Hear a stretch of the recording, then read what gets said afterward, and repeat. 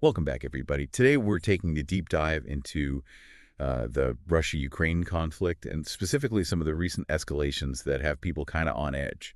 Now, usually we'd be, poring over reports, articles, all that good stuff. But the situation right now is so fluid. We're working a lot with video footage, mostly from YouTube. It's wild how quickly things are developing. So before we bring in our expert who's going to help us unpack all of this, I want to hear from you. What's one thing about this conflict that's really stuck with you so far? Hmm. Yeah, there's definitely a lot to dig into here. Okay, so let's kick things off with probably the most unsettling development. We're talking about Russia's use of an ICBM, an intercontinental ballistic missile. Now, this isn't just another weapon. This is a move with global ramifications. Absolutely. This is it's unprecedented. So while Ukraine claims Russia fired an ICBM towards Dnipro, it looks like Kyiv's air defenses held up because it didn't hit. But the fact that an ICBM was used at all in combat, well, that's a game changer. And to make things even more complicated, reports are conflicting about what the missile was actually carrying. Some say dummy warheads, some say weight simulators, and some even say MIRVs, multiple independently targetable reentry vehicles, which is particularly concerning. Yeah, it is, and that raises a lot of questions about what Russia's really up to. I mean, some analysts say this was just a show of force, a message to Ukraine and its allies. But without crossing that nuclear line, others think it might have been a way for them to test their ICBM capabilities or maybe gather data on Ukraine's defenses. So what does this tell us about where things are headed? Is this a bluff, a warning shot, or are we seeing a calculated escalation with some pretty terrifying consequences?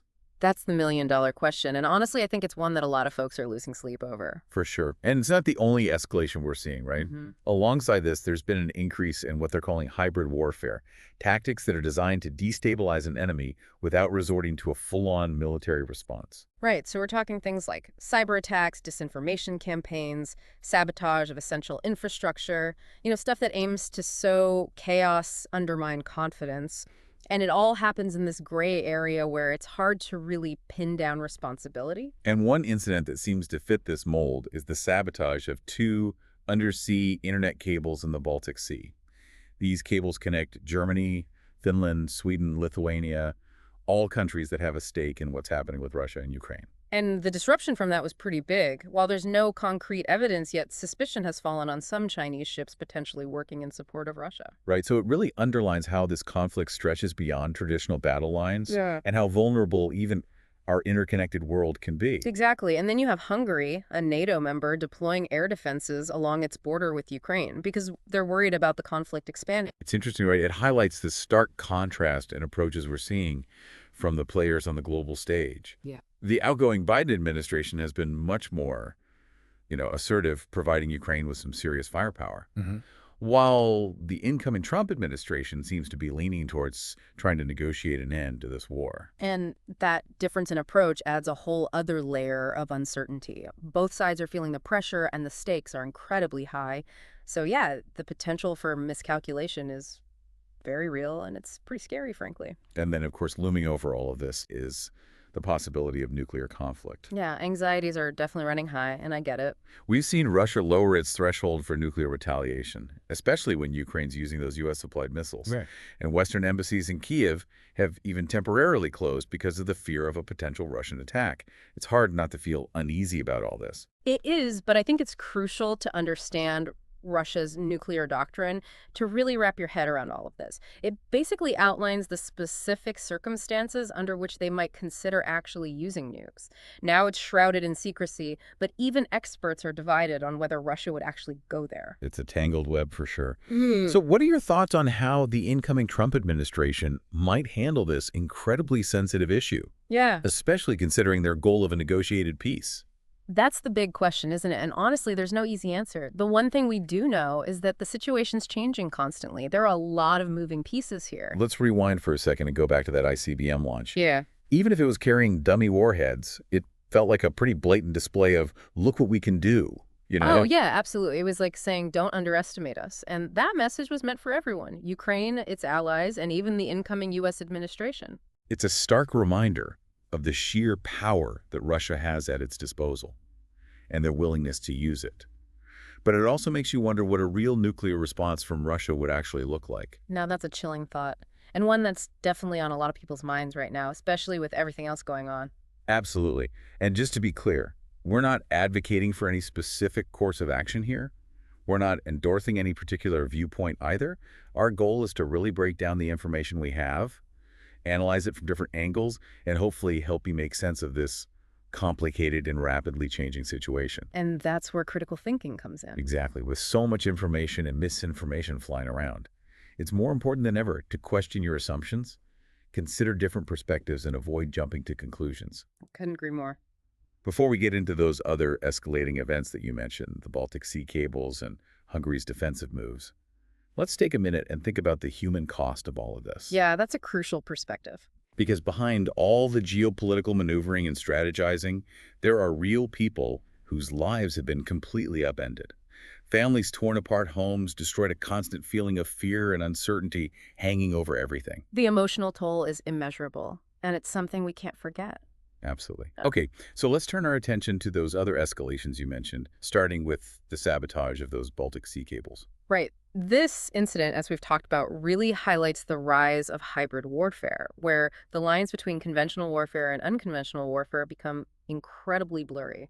Yeah, it's a form of conflict that's really hard to counter because it operates in that gray area, often below the threshold that would trigger a full-blown military response. Right. It relies on stealth deniability and exploiting weaknesses in a nation's infrastructure and society. It's a tactic that's designed to create chaos and discord, undermining confidence in institutions, eroding public morale. And it's especially effective because it leaves the victim guessing who did this and what's their end game. And in this specific case, while suspicion has fallen on China, maybe acting on behalf of Russia, no one has officially claimed responsibility. Which just adds to the uncertainty and fuels all kinds of speculation. And that uncertainty itself can be a powerful weapon. Oh, absolutely. It can breed paranoia, fuel conspiracy theories, and potentially lead to rash decisions based on bad information.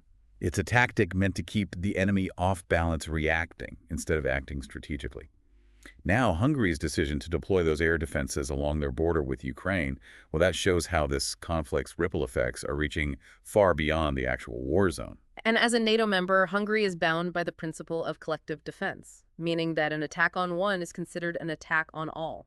So it suggests that there's growing concern within NATO that this could escalate beyond Ukraine's borders. Exactly. It's a sign that they're taking this threat seriously and preparing for the possibility of a wider conflict. And this brings us back to those contrasting approaches we're seeing from the outgoing Biden administration and the incoming Trump administration.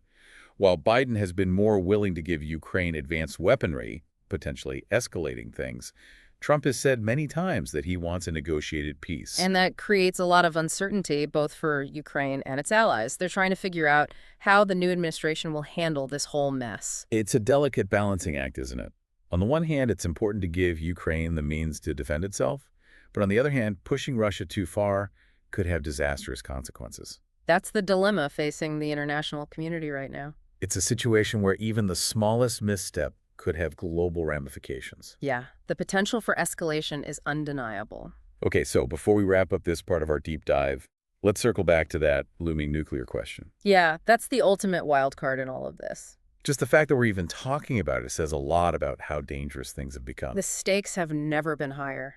What's your gut feeling on all of this? Do you think the risk of nuclear war is real, or is this more of a dangerous game of brinkmanship? It's tough to say for sure, and I don't claim to have all the answers. But it's a conversation that we need to be having. I completely agree. It's through open and honest dialogue, even about the most uncomfortable topics, that we can hopefully start to make sense of this whole situation. Well said, Sam. We're going to take a quick break here, but don't go anywhere. When we come back, we'll dig deeper into the potential outcomes of this conflict and what a negotiated peace might actually look like. The question of nuclear war, it's a chilling one, and we need to approach it carefully. Yeah. Understanding all the nuances involved. Russia's nuclear doctrine is pretty opaque, but it does give us some insights into their thinking. So could you break that down for us a little bit? Under what circumstances would Russia actually consider using nuclear weapons? Well, their doctrine says they'd mainly use nukes as a deterrent, a last resort kind of thing, in response to an existential threat to Russia itself. So that could be a massive conventional attack, something that threatens the nation's survival. Or, and this is where things get tricky, a situation where Russia perceives a threat to its strategic stability.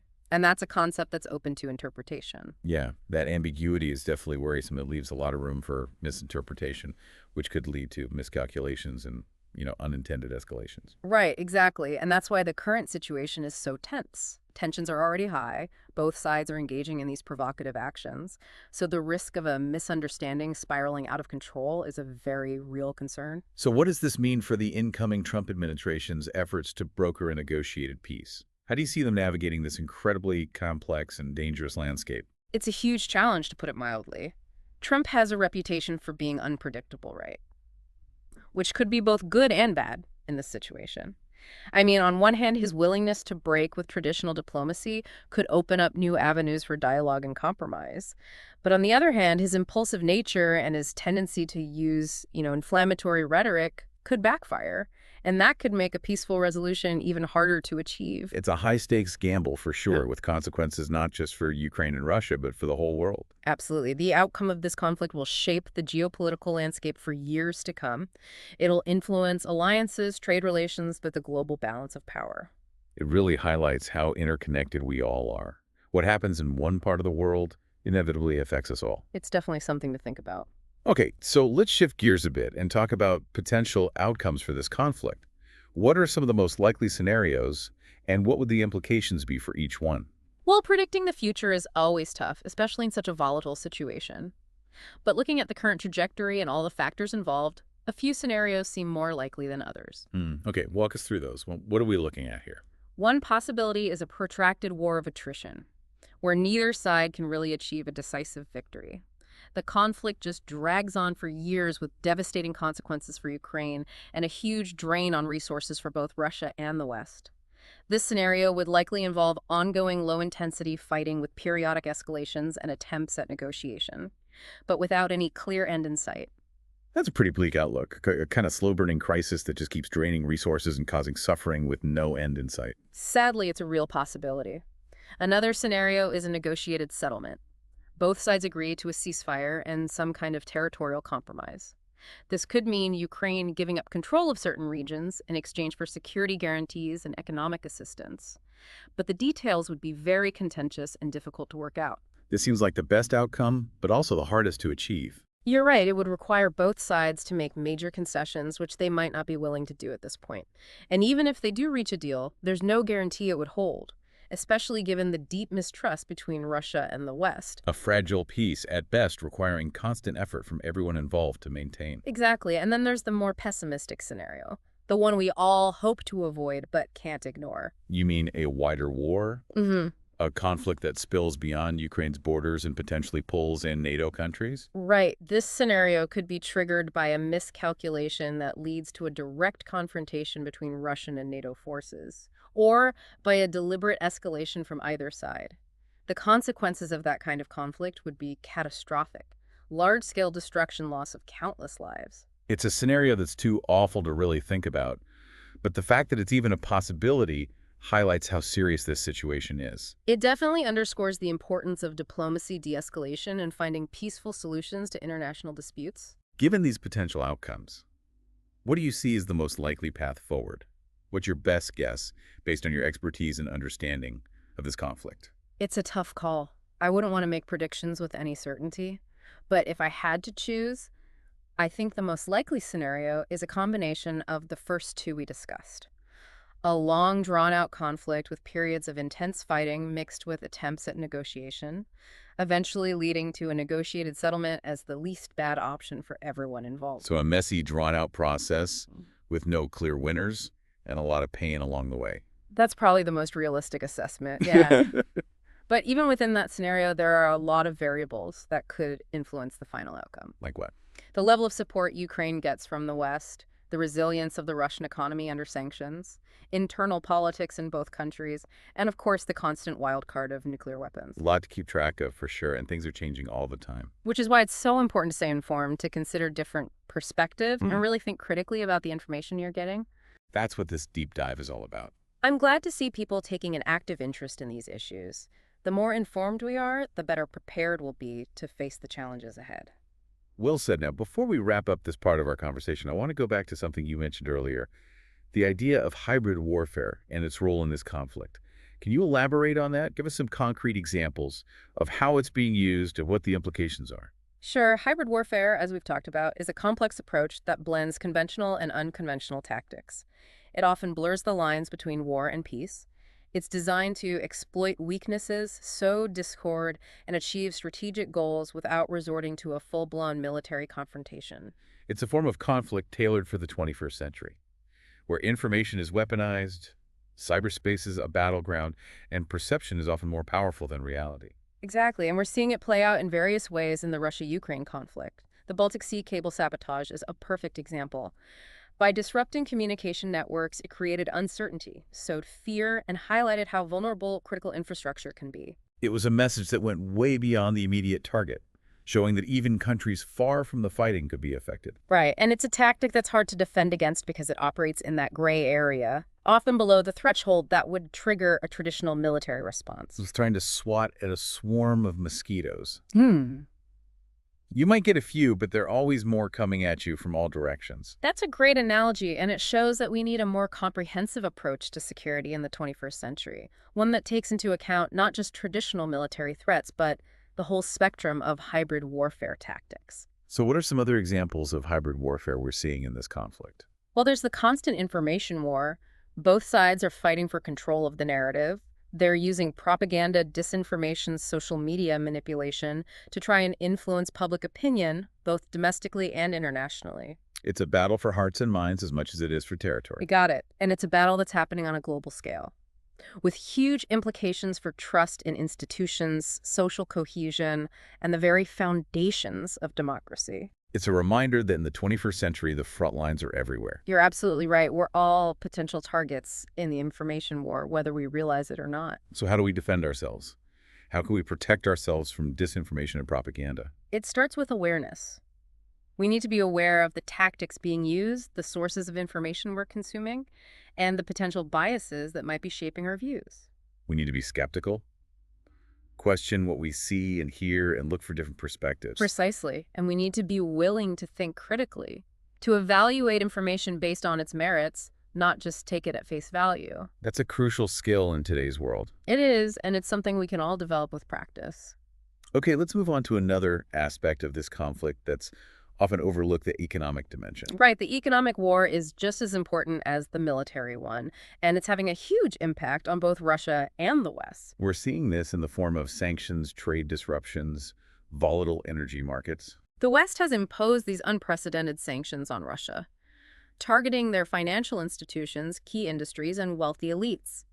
The goal is to cripple the Russian economy, limit their ability to wage war, and pressure Putin to change course. But those sanctions are having ripple effects too, right? They're contributing to inflation, supply chain issues, and energy shortages in Europe and globally. Yeah, it's a balancing act for sure.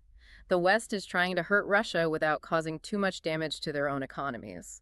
And it's not clear who's going to give in first, It's a long game, and the outcome is uncertain. but it's a game that's affecting people's lives both in Russia and in the West. Absolutely. The rising cost of living, the uncertainty about the future, the erosion of trust in institutions. These are all consequences of this economic war. It reminds us that war in all its forms comes at a human cost. And that cost is often borne by those who can least afford it. Now, as we wrap up this part of our deep dive, I want to touch on one more topic, the role of China in this conflict. China's position is a complicated one. On one hand, they have a strategic partnership with Russia, and they haven't really condemned the invasion of Ukraine. But on the other hand, they have big economic interests in the West, and they don't want to see this escalate into a global confrontation. So they're walking a tightrope trying to balance their interests without alienating either side. Exactly. Their actions so far suggest they're trying to play a subtle role, offering diplomatic support to Russia, but avoiding any direct involvement in the fighting. But they're definitely a major player in this, and their decisions will have a big impact on the outcome. Without a doubt, China's rise as a global power is one of the most important geopolitical trends of the 21st century, and their role in this conflict is just one example of their growing influence on the world stage. It reminds us that the Russia-Ukraine conflict isn't just a regional issue. It's a global event that will shape the balance of power, the future of international relations, and the very nature of warfare itself. It's a defining moment, something we'll be dealing with for years to come. Well, on that note, let's move on to the potential implications of this conflict for the future. As we try to make sense of all this and, figure out where things might go from here, it's important to think about the bigger picture, the ripple effects that go way beyond the actual fighting. Right, the global impact, how this is changing alliances, trade relationships, and basically speeding up these geopolitical shifts that were already happening. Exactly. The Russia-Ukraine war has shown cracks in the international order, and it's forced countries to rethink their priorities, their alliances, their long-term strategies. One of the biggest consequences has been NATO getting stronger. I mean, some people were questioning their relevance after the Cold War ended, but this threat from Russia has really brought them back into focus. Yeah. We've seen that with increased military spending by NATO members, troops being sent to Eastern Europe, and even Finland and Sweden joining the alliance, which is a big deal because they've always been neutral. It almost feels like we're going back to those Cold War divisions with Russia and the West facing off again. But it's more complicated this time around. We're not in a bipolar world anymore.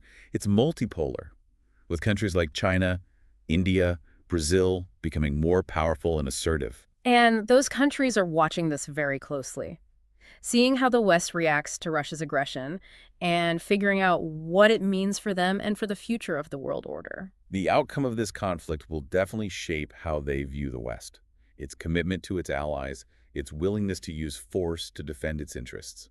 It's a real test for the West, and the consequences will be felt for years to come. Another big implication is that the world is becoming more fragmented and uncertain. That globalization that defined the post-Cold War era is kind of fading away, and we're seeing a more regionalized protectionist approach. Countries are focusing on securing their own supply chains, relying less on rivals, building up their own spheres of influence. Yeah, all those trade wars, the decoupling of economies, the competition for resources, it's all part of that trend. The Russia-Ukraine war has shown how fragile global interconnectedness can be, and the dangers of relying too much on countries that could become hostile for essential stuff. It's a wake-up call for sure. We need to diversify our economies, make our domestic industries stronger, and be less vulnerable to shocks from outside. And this shift towards a more fragmented world is also impacting the energy landscape. Absolutely. Russia using energy as a weapon, cutting off natural gas to put pressure on Europe. Well, that's exposed the risks of being dependent on one supplier for something so important. It's accelerated the move towards renewable energy and emphasized the need for energy independence and security. We're seeing countries scrambling for alternatives, a renewed interest in nuclear power, a focus on using energy more efficiently. The energy map is changing, and the consequences are huge, affecting everything from economic growth to national security. Definitely, this conflict has touched pretty much every aspect of global affairs. So given all this, where do we go from here?